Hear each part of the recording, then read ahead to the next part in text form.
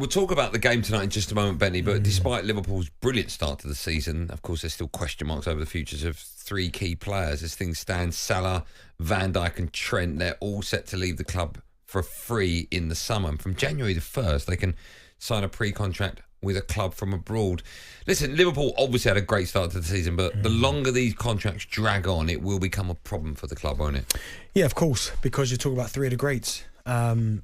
Do you know what I mean? Trent Alexander-Arnold is what he can do with the football. Salah, who's in their top 5 list of goal scorers of all time, will probably get in their all-time 11, you'd probably say, Mohamed Salah. Oh, without doubt.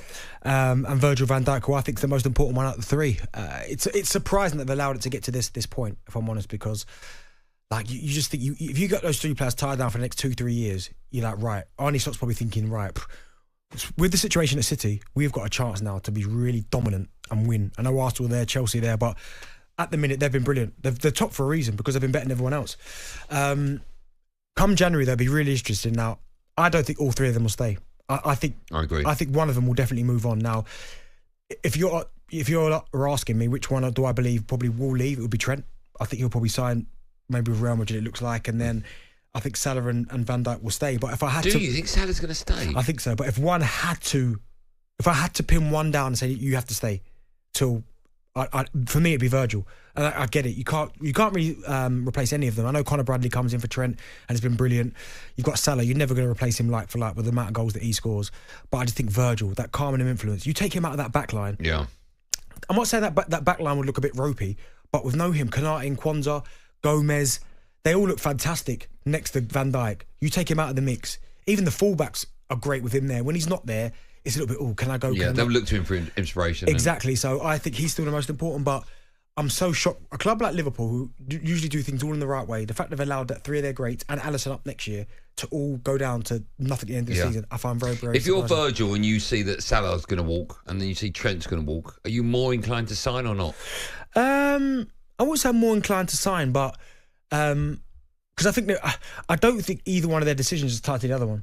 I don't think it will affect Salah. No, but with regards to ambition. No, because they'll understand it. That scenario there, they'll understand. Okay. Well, I don't think it shows a lack of ambition on Liverpool's part if Salah doesn't sign a new contract or Trent, because I think they probably tried to. But you've got to be intelligent enough in that dressing room to think, well, Salah, I don't know the facts, but Salah wants 3 years. All right, Liverpool only giving him 2.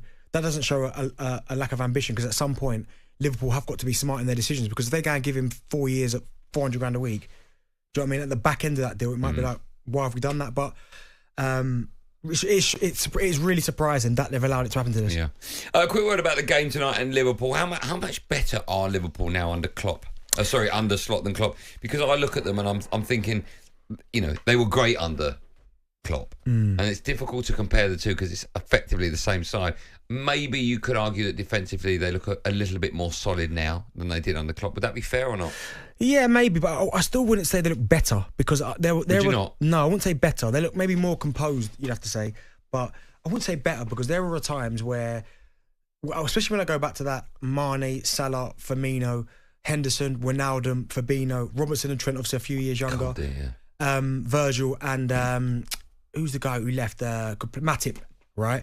That team there, honestly, they took some stopping. They were full throttle every single game at it. They used to press like maniacs. The ball would be, Trent would be getting the ball at his feet and just go down the line and behind. Virgil would be doing the same thing. They were like the Red Arrows. So I wouldn't say they're better now than they were under Klopp. I would say they're a lot more patient, and they almost wait for their opportunities and then they go. But if you're talking about which one I prefer to watch, that Klopp team, when they were all at it, they took some beating then, by the way. Southampton, of course, don't have a manager at the moment.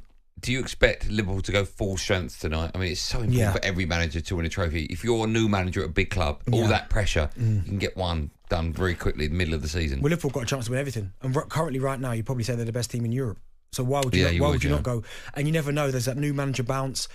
And it's quite unpredictable. You just don't know what Southampton are going to do. And to be fair, when they played Southampton last time, it wasn't as straightforward as we thought. No.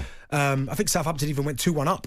So, and it was obviously, again, Salah, the main man, kind of bailing them out at the end. But I expect Liverpool to go full throttle. Get this one done, then move on to the next. talkSPORT Drive with Andy Goldstein.